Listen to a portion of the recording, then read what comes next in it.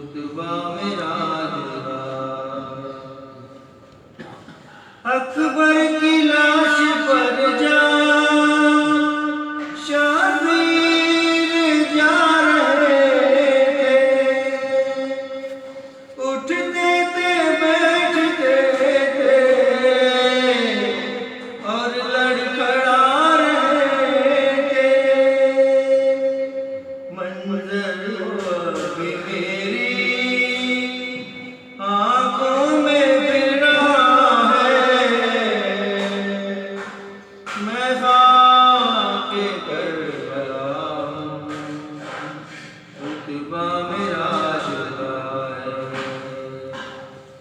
میں خاک کربلا رتبہ میرا جدا ہے، اے زائرین مولا چلنا یہاں سنبھل کر، قرآن فاطمہ کا بکھرا ہوا ہے مجھ پر، نہ جانے کس جگہ پر کس کا لہو گرا ہے، میں خاک کربلا رتبہ میرا جدا ہے، میں خاک کربلا رتبہ میرا جدا ہے، توقیر تو بھی کر لے آلے ابا کا ماتم، جو شام میں گئی تھی اس بیردا کا ماتم، ممنون ماتمی کی مخدومہ فاطمہ ہے، میں خاک کربلا رتبہ میرا جدا ہے، میں خاک کربلا رتبہ میرا جدا ہے، بنت علی نے مجھ کو چادر بنا لیا ہے، میں خاک کربلا رتبہ میرا جدا ہے، میں خاک کربلا رتبہ میرا جدا ہے، بلند نعرہ صلوات۔ اللہم صلی علی محمد وآل محمد۔ اکبر کی لاش پر جا شبیر جا رہے تھے، اٹھتے تھے بیٹھتے تھے اور لڑکھڑا رہے تھے، منظر بھی میری آنکھوں میں پھر رہا ہے، میں خاک کربلا رتبہ میرا جدا ہے، میں خاک کربلا رتبہ میرا جدا ہے، بلند نعرہ صلوات۔ اللہم صلی علی محمد وآل محمد۔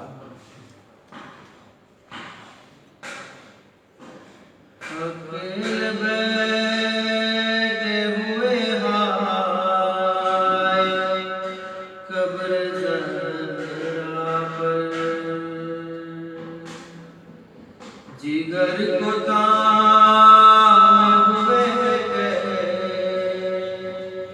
رہ گئے ہیں، غموں نے اتنا ستایا علی کے ہو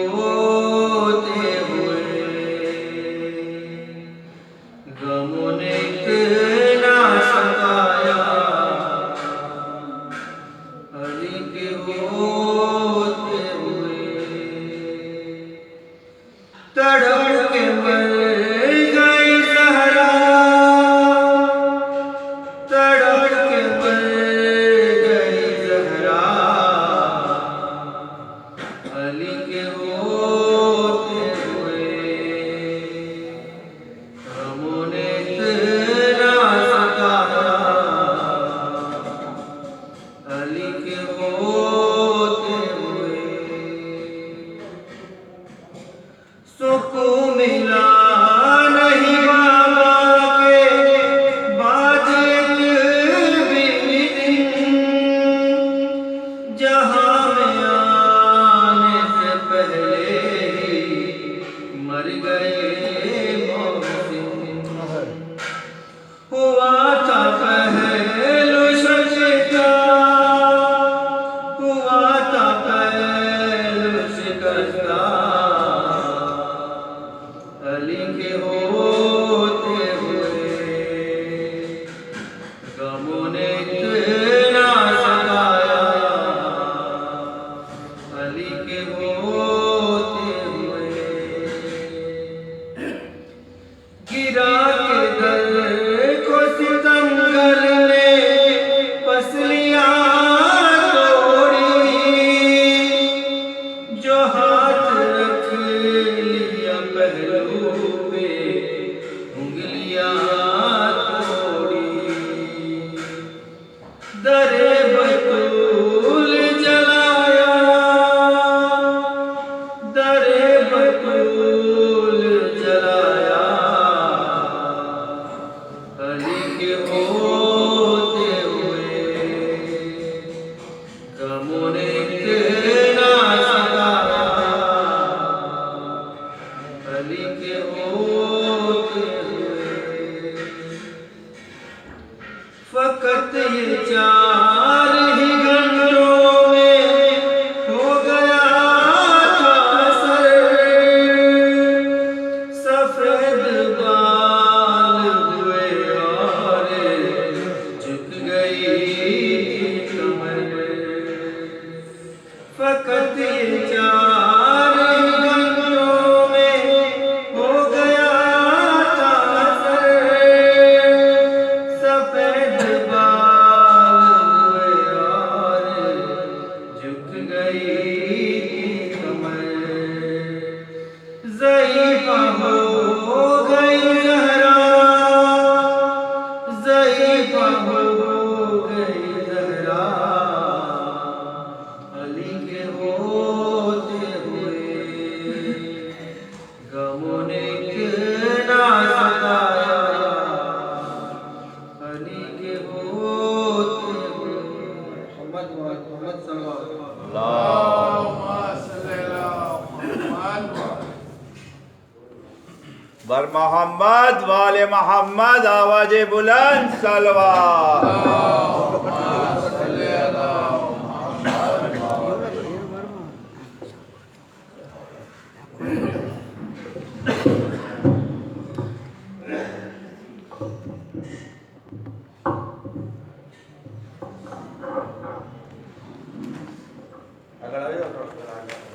بر محمد والے محمد صلوات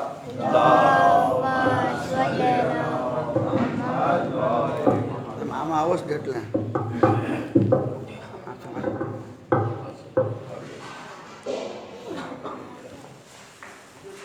رحم الله من قرأ الفاتحة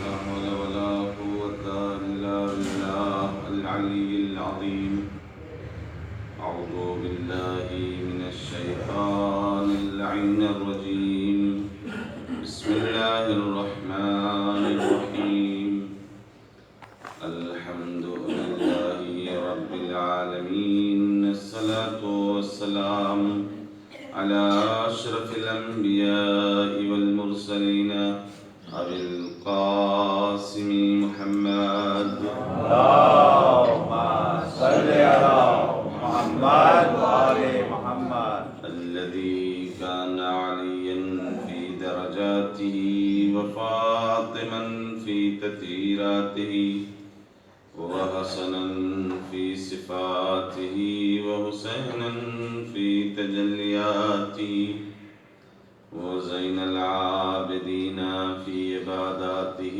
وباخرا في علم الأولين والآخرين بمعلوماته وصادقا في أقوال وكاذبا على جميع الأحوال ومتمكنا في مقام الرضا جوادا كفه عند العطاء وهاديا إلى سبيل النجاة وعسكريا مع الغزاة ومهديا إلى طرف الحق صلوات اللهم صل على محمد وآل محمد وآل الطيبين الطاهرين المعصومين المظلومين ولعنة الله على أعدائهم أجمعين رب اشرح لي صدري ويسر لي أمري واحلل عقدة من لساني يفقهوا قولي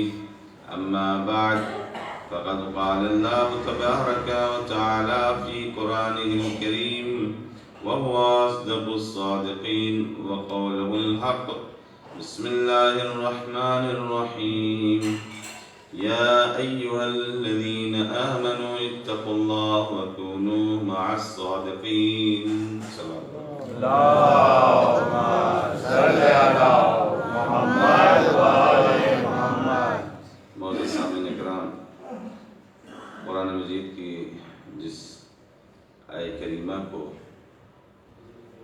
اپنا سرنامہ کلام قرار دیا ہے، مشہور آیت ہے جس میں ارشاد ہو رہا ہے اے ایمان والو ڈرو، تقوی اختیار کرو اور سچوں کے ساتھ ہو جاؤ، وَكُونُوا مَعَ الصَّادِقِينَ، سچوں کے ساتھ ہو جاؤ۔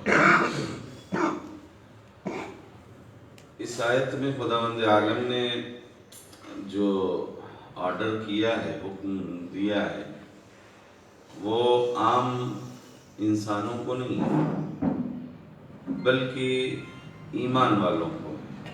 اس کا مطلب یہ ہے کہ جو رتبہ حاصل ہو چکا ہے اس کے بعد مزید کوئی اور رتبہ بڑھانا ہے۔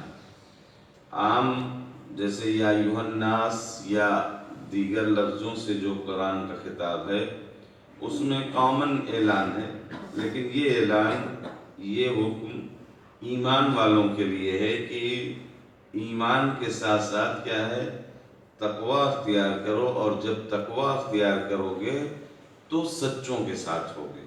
اب وہ سچے مجھ سے بہتر آپ جانتے ہیں کون ہیں، روایات کے مطابق دیکھیں ہماری زندگی یا ہمارا وجود کچھ حیثیت نہیں رکھتا اگر کچھ ایسے سچوں سے وابستہ نہ ہوتے، یعنی ہماری زندگی، ہماری حیات عدم تھی، نہیں تھی، ہوئی جو ہے وہ انہی سچوں کی وجہ سے۔ یعنی یہ وابستگی جو خداوند عالم کہہ رہا ہے کہ سچوں کے ساتھ ہو جاؤ، اس کا مطلب یہ بہت بڑا نسخہ ہے۔ اگر حیات بہت ساری دنیا میں مخلوق ہیں لیکن ان میں زندگی نہیں، حیات نہیں ہے، ان میں حس و حرکت نہیں ہے، ہم اگر چاہتے ہیں کہ ہماری زندگی حیات میں بدلے یا ہم عام مخلوقات کی طرح جم کر رہ نہ جائیں تو ہم کو سچوں کے ساتھ ہونا ہے۔ سچوں کے ساتھ وہی سچے کہ جن کے صدقے میں کائنات خلق ہوئی ہے، وہی سچے کہ جن کے وجود کی وجہ سے کائنات باقی ہے، انہی وجود میں سے ایک وجود کہ جو آج جن کا تذکرہ کرنا ہے اور ہم یہاں آئے ہیں، وہ चौथा अली है। रवायत कल मैंने वहाँ की मजलिस में एक आयत पढ़ा था कि खुदा के 12 महीने हैं। इन्ना इंदल्लाह शुहूर जो है इंद शुहूर यानी इद्दत शुहूर इंदल्लाह 12 शहरन, 12 महीने हैं। उन 12 में 4 मोहतरम महीने हैं। छठे इमाम ने इन चारों को कहा कि ये वो 4 हैं कि और शहर से मुराद ये भी है जो आलिम उम्मत से मुराद ये है कि अइम्मा अलैहिमुस्सलाम, इनमें 4 जो मोहतरम है उन चारों में एक नाम ये आज हमारा जो ममदू है उसका भी है। छठे इमाम ने कहा वो 4 मोहतरम है कि जिनका नाम अली है, अली इब्न अबी तालिब, अली इब्न हुसैन और अली इब्न मूसा रज़ा और अली इब्न मोहम्मद हादी। ये 4 मोहतरम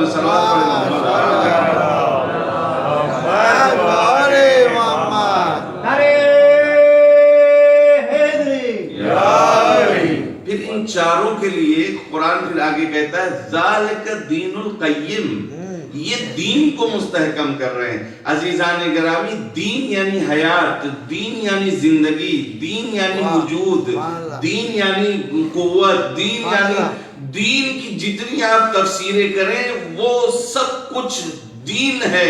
जब और दीन कायम है इन 4 और इन 12 की वजह से।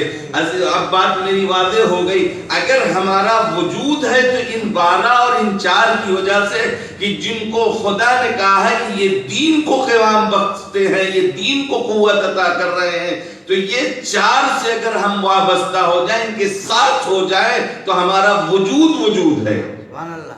अब यहाँ से मैं अपनी गुफ्तगू को शुरू कर दूं कि ये जिस इमाम का तज़किरा करने हम बैठे हैं, 41 बरस उम्र है, 8 बरस की उम्र में आपको इमामत मिल गई और मदीने में आपकी विलादत हुई, सामर्रा में आपकी शहादत वाक़ई हुई। 33 बरस आपने इमामत की, कम उम्र में इमामत मिली। और इनका वही है, लोग दुनिया ये कहती है कि इन्होंने किया ही क्या, या अइम्मा भाई इन्होंने नहीं किया तो हुकूमत खौफ क्यों खाती थी, इनका वजूद अगर कुछ नहीं था तो हुकूमत घबराती क्यों थी। पता है जो मदीने का गवर्नर था उसने खत भेजा किसको, सामर्रा, बगदाद में जो हुक्मरान थे कि अगर चाहते हो तुम्हारा नाम लिया जाए तो इनको यहाँ से बुलाओ। इनके इर्द गिर्द लोग बहुत आने जाने लगे हैं, इनके साथ उठने बैठने वालों में इजाफा होता जा रहा है। खत का मिलना था, यहाँ से खत गया, यहाँ से पैगाम्बर गया कि कह दो।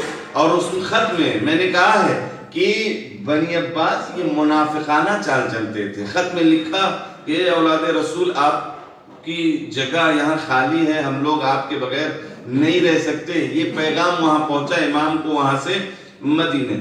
ये इमाम को वहाँ से, ये रविश आज भी यही है। दुनिया, हुकूमत, कुर्सी के लालच वाले सियासी जो 2 लोगों पर हुकूमत करना चाहते हैं, वो जब खाइफ होते हैं तो उसको कैद करते हैं। आज जो दुनिया में हो रहा है ना, ये सब सीरत वही बनी उमैया और बनी अब्बासियों से आई है। ये लोग खाइफ हैं इमाम से कि इनसे लोग वाबस्ता हो रहे हैं, लिहाजा हमारा नाम नहीं होगा, इनको कैद में लाओ और अपनी नजरों के सामने रखो। आज भी यही रविश है। जहां से लगता है कि ये पॉइंट है जो हमको कमजोर कर देगा, तो उस पॉइंट को ही खत्म करने के लिए हुकूमत चाहती है, कोशिश यही करती है। ये पहले भी हुआ, लिहाजा इमाम को वहां से बुलाया गया। इमाम कुछ नहीं कर रहा है, इमाम का वजूद ही उम्मत को हयात दे रहा है। इसीलिए तो, और समझ में नहीं आ रहा है तो हुक्मरानों को देख लो, हमेशा इमाम से खाइफ हुआ करते थे। अजीजान गिरामी, ये इस बात की दलील है कि इमाम के वजूद से दुनिया को जो फैज हासिल हो रहा है वो इनको कमजोर कर रहा है। इस बुनियाद पर नहीं ऑर्डर था या इजाजत नहीं थी कि इमाम से कोई मिल सके ये। और लेकिन अब इस इमाम ने इतनी पाबंदियों में क्या कुछ नहीं किया हमारे लिए, क्या कुछ नहीं किया दीन के लिए। जो जरूरत थी جو ہونا چاہیے تو سب کچھ عطا کر دیا. پہلا کام جو کیا ہے وکلا کو ترتیب دیا ہے کہ تم کو ہمارے ہاں آنے کی ضرورت نہیں ہے, کوئی مسئلہ اگر پیش آ جائے تو ان کے ہاں چلے جانا. اس شہر کا یمن میں ان کے ہاں چلے جانا, ایران میں ان کے ہاں چلے جانا, عراق میں ان کے ہاں چلے جانا, مصر میں ان کے ہاں چلے جانا. یہ انتخاب امام یہ آئندہ کے لیے ترتیب دینا تھا, ایک نظام کو, ایک قانون کو, ایک سسٹم کو بنانا تھا. آج کی ڈیٹ میں امام تو ہمارے سامنے نہیں ہے, ہم کیا کریں, کیسے اپنے مسائل حل کریں؟ ہاں اتنے اچھے امام تو ہے, ہم ہی اس لائق نہیں کہ امام سے بات کر سکیں, ہم ہی اس لائق نہیں ہے کہ امام سے اپنے مسائل حل کر سکیں, ہم ہی اس لائق نہیں کہ ہماری بات وہاں تک پہنچ سکے. امام تو ہے, امام خود حاضر ہے, ہم اس لائق نہیں ہیں, تو کیا کریں؟ امام وہی, یہ امام علی نقی علیہ السلام امامت یعنی غیبت کے سسٹم کو سمجھا رہے تھے. اگر زمانے کے دشمن یا اور دیگر ذرائع اس بات پر مجبور کریں کہ امام سامنے نہ ہو تو دیکھو گمراہی کی طرف نہ جانا. اس کے لیے جو سسٹم امام علی نقی نے قائم کیا تھا, اپنے وکلا معین کر دیے تھے, اس شہر میں وہ ہے, اس شہر میں وہ ہے, اس ملک میں وہ ہے, یہی سسٹم آئندہ کے لیے انتظام کر رہے تھے امام کہ اگر ایسا زمانہ آئے کہ اگر کوئی امام غیبت کے پردے میں چلا جائے تو پریشان مت ہونا, ان کے نائبین سے اپنے مسائل کو حل کر لینا. اور یہ سسٹم جو ہوتا ہے وہ اچانک نہیں ہوتا ہے. اگر خدا نخواستہ 11ویں امام کی شہادت کے بعد 12واں امام ہو جاتا اور 5 برس کی عمر میں ایسے ہی لوگوں کو ہضم نہیں ہو رہا تھا, پھر اچانک غیبت میں چلے جاتے اور یہ سب پہلے کے مسائل نہ ہوتے تو لوگ قبول نہ کرتے. اس لیے کہ آپ دیکھیں روڈ جو ہم لوگ چلتے ہیں یہ بڑے آہستہ آہستہ بلندیوں پہ جاتا ہے, اچانک نہیں تو 2-3 طبقہ اوپر ہو جائے. آپ دیکھیں روڈ کی اس کو یا سیڑھیوں کو جو سسٹم ہے کہ ایک زینہ پھر دوسرا زینہ پھر تیسرا زینہ, تاکہ انسان اوپر بھی چلا جائے, اس کو زحمت بھی نہ ہو. اگر اچانک سے 200 400 1000 فٹ اوپر ہو جائے کوئی بستی کوئی قریہ اور ہم کو روڈ کے ذریعے جانا ہو تو ہم قبول نہیں کر سکتے کہ نہیں یار اتنا اوپر کیسے جا سکتے ہیں. یعنی انسان کا مزاج یہ ہے. لیکن وہی انجینئر وغیرہ روڈ بناتے ہیں تو ایسا بناتے ہیں کہ دھیرے دھیرے دھیرے دھیرے اوپر بھی چلا جائے اور سمجھ میں بھی نہ آئے کہ ہم کس پستی سے کس بلندی تک آئے ہیں. یہ انسان کی فطرت ہے, کوئی چیز اچانک نہیں بدلتی ہے. اور جو لوگ تہذیبیں ایک بیگ آگے بدلنا چاہتے ہیں, کوئی رسم ہو, کوئی رواج ہو, کوئی طریقہ ہو, اچانک اگر بدلنے آؤ گے ختم ہو جاؤ گے. یہ سسٹم, اور اسی لیے غیبت کی اس روش سے آشنا کرانا تھا امام کو. یہ لوگ سوچتے تھے ہم قید میں رکھ رہے ہیں تو ہم کامیاب ہونے والے ہیں. جی نہیں, امام غیبت میں, امام قید میں جو ہوتا تھا اس سسٹم سے اپنے معمومین کو, اپنی امت کو, اپنے چاہنے والوں کو آشنا کرا رہا تھا کہ دیکھو آج ہم زندہ ہیں, تمہارے سامنے ہیں, لیکن مجبوریوں کے تحت یہ ہمیں قید میں رکھ رہے ہیں. تم پریشان مت ہونا, ہمارے پاس آنے کی ضرورت نہیں ہے. ہم سسٹم ایسا دے دیتے ہیں کہ تم اس سے آشنا ہو جاؤ. جب ایک زمانہ آ جائے, خدا نخواستہ غیبت میں کوئی رہنما چلا جائے تو اس سسٹم سے آشنا رہو گے تو قبول کر لو گے. لہذا امام نے اس غیبت کے سسٹم کو آشنا کرا دیا کہ آج ہم غیبت میں, آج ہم قید خانے میں, لیکن یہ سسٹم چل رہا ہے, دین کا پیغام پہنچ رہا ہے, دین کے وہ سارے مسائل احکامات الہیہ پہنچ رہے ہیں. اس سسٹم سے آشنائی ہو جائے. یہ بہت بڑا کام تھا, ورنہ انسان قبول نہیں کرتا. انسان فوراً بے دین ہو جاتا, نہیں یار یہ کیسے ہو سکتا ہے. اور یہی وجہ تھی کہ اس سسٹم سے آشنائی کے بعد پہلے غیبت صغرا ہوئی, پھر غیبت کبرا ہوئی. یعنی انسان کے ذہن کو ڈیولپ کیا گیا. یہ ائمہ کی سیرت تھی اور یہ بہت بڑا کام تھا. انسان سمجھے نہ سمجھے لیکن بہت بڑا کام تھا کہ انسان گمراہیوں کی طرف اور انسان اس سسٹم کو اچانک نہیں قبول کر سکتا تھا. یہ 9ویں 10ویں امام نے یہ کیا. حکومتیں سمجھ رہی ہیں کہ ہم انہیں قید میں, اور دیکھ لیں آخر کے ائمہ کی زندگیاں زیادہ تر قید میں رہی ہیں. اسی بنیاد پر آشنا بھی لوگ ہو جائیں اور جو دین کو ضرورت ہے وہ مل جائے, اسی بنیاد پر. اور پھر وہی بلایا گیا, بلا کر کہاں رکھا؟ ایک عام مسافر خانہ, حکومتی پیمانے پہ بلایا گیا ہے. لکھا ہے خط میں کہ آپ آئیے ابن رسول اللہ, ہم آپ کے بغیر مشتاق ہیں آپ کے لیے, ہم آپ کے بغیر بے رہنما کے, آپ آئیے, آپ کی ضرورت ہے. تو ہونا کیا چاہیے تھا, ایک سرکاری آدمی جاتا لے آتا, سرکاری جو گیسٹ ہاؤس تھا یا مہمان کے لیے جو سرکاری وہ بنائے گئے اس میں لایا جاتا. لیکن نہیں, لایا گیا وہاں جہاں پست ترین ذلیل قیدی جانور یہ سب رہتے تھے, وہاں لا کے آپ کو رکھا گیا. اور ایک چاہنے والے کو درد ہوا, مولا آپ کو وہاں رکھا گیا ہے جہاں یہ پست ترین لوگ رہتے ہیں, قیدی رہتے ہیں. مولا نے کہا دیکھو گے, اشارہ کیا, کیا دیکھا؟ جنت کے ٹکڑے, ملائکہ, فرشتے, یہ سب. ارے مولا ہاں, ہم زمینوں کے محتاج نہیں ہیں, ہم جس زمین پر قدم رکھتے ہیں وہ زمین پر فضیلت ہو جاتی ہے. بات سمجھ میں آئی؟ کربلا کربلا تب ہوئی جب امام حسین کا خون وہاں اور قدم وہاں پڑا ہے. لہذا ہم زمینوں کے محتاج نہیں ہیں. یہ کیا چاہتے ہیں, یہ کیا سمجھتے ہیں کہ ہم کو وہاں لا کے رکھ دیا تو لوگ ہم سے ناآشنا ہو جائیں یا ہماری منزلت کم ہو جائے گی؟ جی نہیں, وہ اور ہوتے ہیں جو زمین اور مال و جائیداد کی بنیاد پر بافضیلت ہو جائیں. ہم وہ ہیں جہاں قدم رکھ دیں وہ بافضیلت ہے. لہذا امام نے اسے سمجھایا اب ایسے دور میں کہ جہاں امامت کو بدنام کرنا ہے, امامت کو پست اور ذلیل دکھانا ہے, وہاں امام کو کبھی دربار میں بلایا گیا. ایک دن تو یہ ہوا کہ آج کوئی پردہ نہیں اٹھائے گا. امام آئے, خود سے پردہ ہٹائے اور پھر دربار میں آئے. موٹے موٹے قالینوں والے پردے لگا دیے گئے کہ امام کو ہٹانا پڑے. لیکن جیسے ہی اس چوتھے علی نے قدم رکھا, ہوا چلی اور پردہ خود اٹھا, امام اس کے اندر داخل ہو گئے. ان کو پتا نہیں تھا اما یہ پردہ تو بظاہر کچھ حیثیت نہیں رکھتا, یہ علی یا ان کا وجود تو ایسا ہے, شکم مادر میں ہو تو دیوار چاک ہو جاتی, یہ تو پردہ ہے. صلوات پڑھ دے محمد و آل محمد.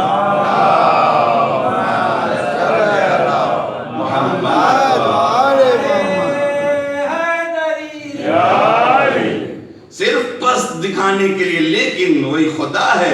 اب جب آئے تو پھر آپ کیوں تشریف لائے, آپ جا سکتے ہیں, کس نے کہا کہ ہم نے آپ کو بلایا تھا. پھر واپسی میں یہ کہ اب کی اچھا نہ کوئی اٹھائے گا پردہ آپ کی, پھر ہوا چلی اور پردہ اٹھا. ان کی سمجھ میں نہیں, یہ تو پہلے علی کے وجود سے جب وہ شکم مادر میں تھے تو دیوار چاک ہو کر اب راستہ دے دی, تو یہ ان کا وجود. اور پھر ایسے دور میں امام نے زیارت جامعہ جو بہت نایاب تحفہ ہے امام کے محبوں کے لیے, شیعان حیدر کرار کے لیے. علماء کی سیرت یہ ہے کہ اکثر اپنی زندگی میں روز پڑھتے تھے, جس کے ایک ایک فقرے اگر وضاحت کی جائے تو پوری مجلس ہے کہ ہم ارکان بلاد ہیں. رکن آپ جانتے ہیں نا, رکن, یہ ستون کو رکن کہتے ہیں. نماز میں بھی رکن ہے اور ارکان دین ہے. مولا کہتے ہیں ہم لوگ امام, ہم ائمہ اہل بیت ارکان بلاد ہیں. بلاد شہر کو کہتے ہیں, شہر اور اس کی جمع ہے بلاد. بہت سارے دنیا میں جو ایک حدیث مشہور ہے, آپ نے سنا ہوگا, لولا الحجہ لساقط الارض باہلہا, اگر حجت خدا نہ ہو تو زمین اپنے اہل کے ساتھ ختم ہو جائے, اس کا وجود نہ رہ جائے. یہ مولا اس فرمان سے کیا بتا رہے ہیں, ہم رکن بلاد ہیں. شہر اگر قائم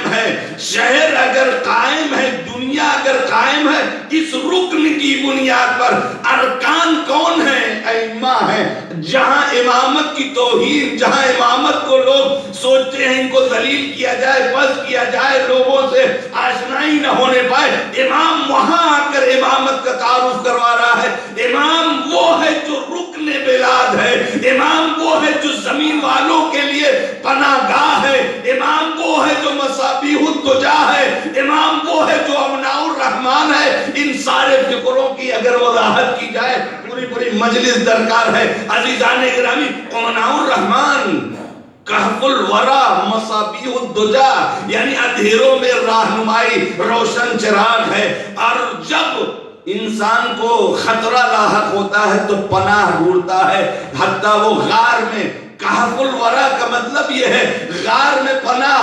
पैगंबर ने भी ये किया है, गलत नहीं। जब खतरा लाहक हो तो कहीं गार या ऐसी जगह पर पनाह देने वाला इमाम कौन है जो पनाह, अगरचे गार में भी कुछ लोग जाकर रो दिए, जहां पनाह थी वहां भी जाकर गैर पनाह अपने को पनाह नहीं महसूस कर रहे थे, लेकिन इमाम कह रहा हम हैं। अब दुनिया अगर इधर उधर भटके, जरे इमामत पर ना आए तो समझ लो पनाह मिलने वाली नहीं, इसलिए कि मासूम कह रहा है हम पनाह देने वाले हैं। सल्लल्लाहु अलैहि मोहम्मद व आले मोहम्मद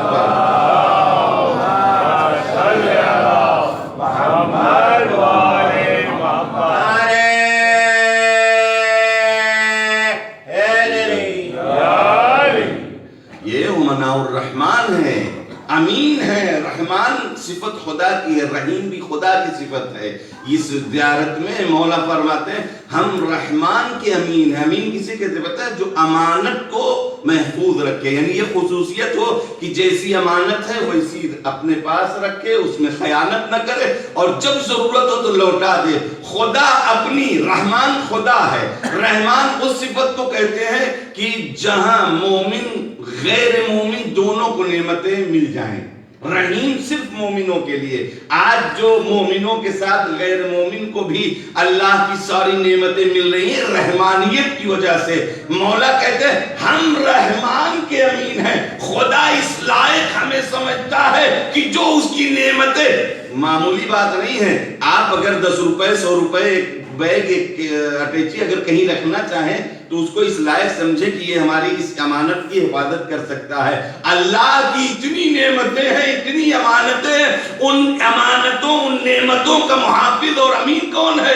अहले बैत है, अइम्मा तहार है। अइम्मा तहार कहते हैं हम इनके अमीन है, खुदा के अमीन। जो रहमान है, रहमान में मोमिन और मुशरिक और गैर मोमिन सारे को उनकी नेमतों से फैज़याब होते हैं। अब न कहिएगा इमाम हुसैन ने यजीद को फना क्यों नहीं कर दिया, या यही इमाम मुतवक्किल को पता चला कि इनके घर में बहुत सारे असलहे और बारूद हैं, आपके ऊपर हमला करने के लिए लोग तैयार हो रहे हैं। अब जासूस भेजे गए, अब आया, सारे जासूस रात में हमलावर हुए और घर में दाखिल हो गए। इमाम मुसल्ले इबादत पर इबादत कर रहे हैं। तलाशी ली गई, एक थैली मिली, उस थैली पे मोहर मुतवक्किल की माँ की थी।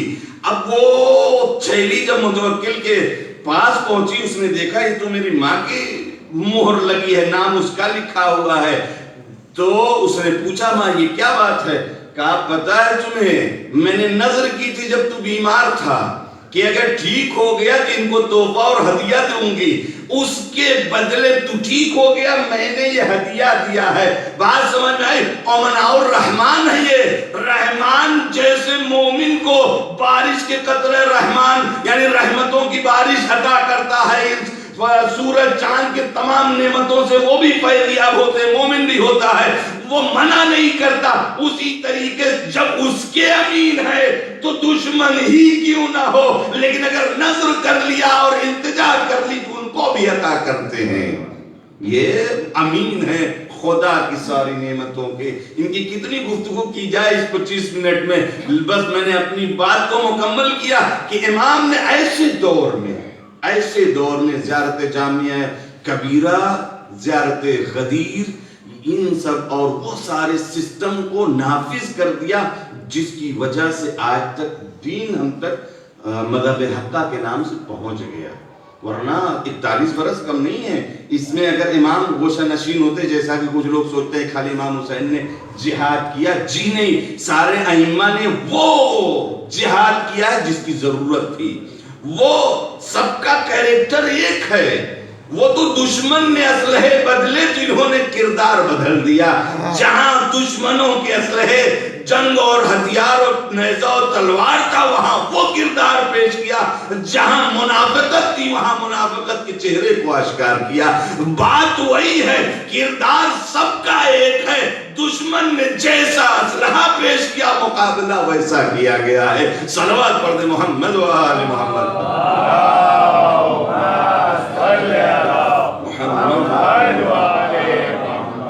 لیکن وہی ہے آخر میں دشمن کی جب ساری مکاریاں سازشیں ناکام ہوئیں تو پھر اسی قدم کو اٹھایا کہ جس قدم کو ان کے آباء و اجداد نے اٹھایا تھا کہ زہر کا جام.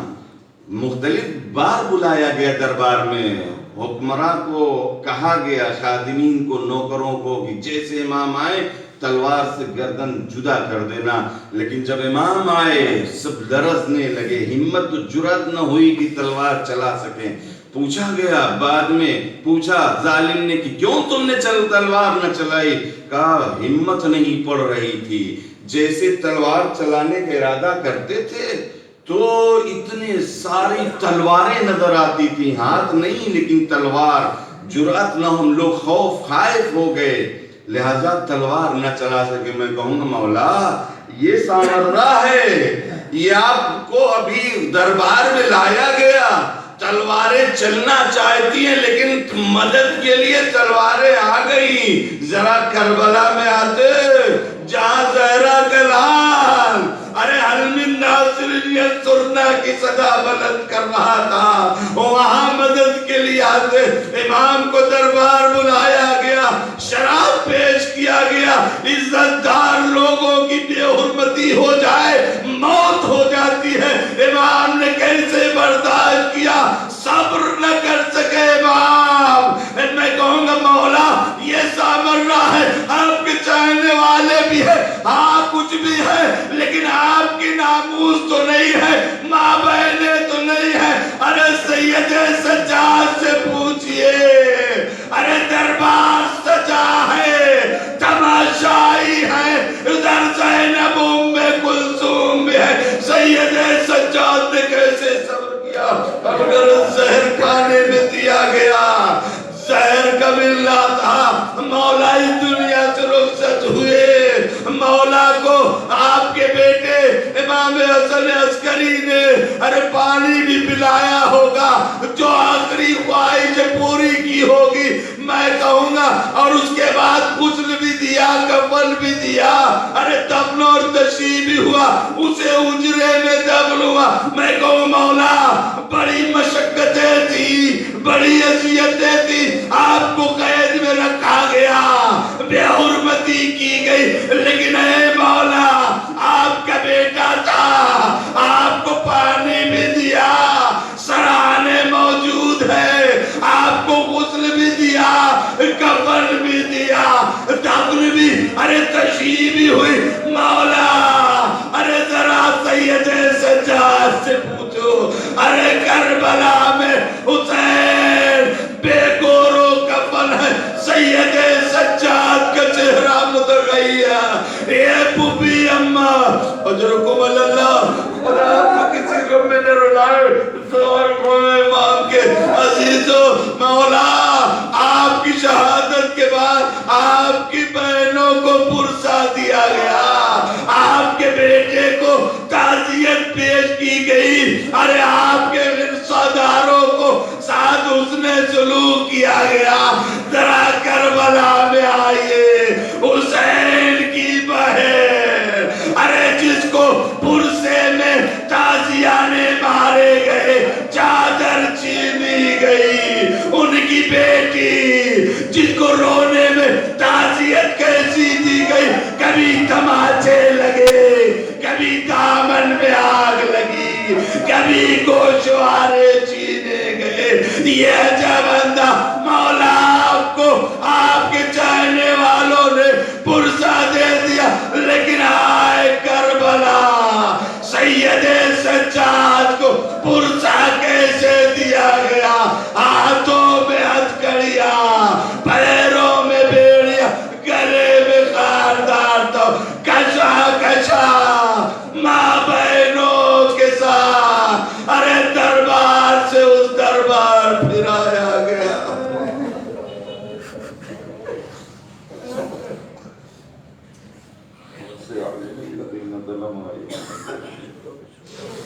إنا لله وإنا إليه راجعون. بار الہ مختصر سے عبادت کو قبول فرما. بار الہ حاضرین کی تمام جائز دلی حاجات کو ورلا. یا اللہ جن لوگوں نے دعا کی فرمائش کی ان کی جائز دلی حاجات کو ورلا. پرچم اسلام کو بلندی عطا فرما. مزارات مقدسہ کی حفاظت فرما. مراز اکرام کے سایہ ہمارے سروں پر قائم و دائم رکھ. یا اللہ حضرت کے ظہور میں تعجیل فرما. ہم لوگوں کو ان کی آوان و مفاد میں شمار فرما. بسم اللہ.